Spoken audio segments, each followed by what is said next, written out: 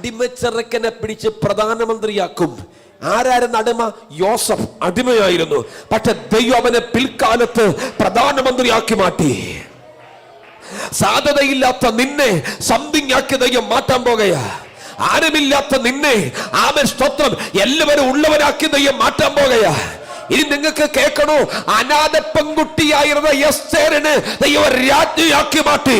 ഇന്ന് പകൽ നിന്റെ തലത്തെ മാറ്റുന്ന ഒരു അഭിഷേകം അവൻ ഇന്ന് പകൽ അകത്ത് വെളിപ്പെട്ടു വരികയാണ്. ആമേൻ. അവൻ മുക്കുവനെ അപ്പോസ്തലനാക്കി മാറ്റിയതുപോലെ, അടിമച്ചെറുക്കനെ പ്രധാനമന്ത്രിയാക്കി മാറ്റിയതുപോലെ, ആമേൻ, ആട്ടിടയനെ രാജാവാക്കി മാറ്റിയതുപോലെ നിന്റെ റലത്തെ, നിന്റെ തലത്തെ എന്റെ ദൈവം ഇന്ന് പകൽ ചെയ്യാൻ പോകുകയാ.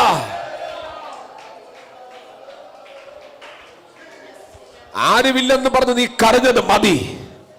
സഹായിക്കാൻ ആരുമില്ലെന്ന് പറഞ്ഞ് നീ നിലവിളിച്ചത് മതി. ഹല്ലേലൂയ.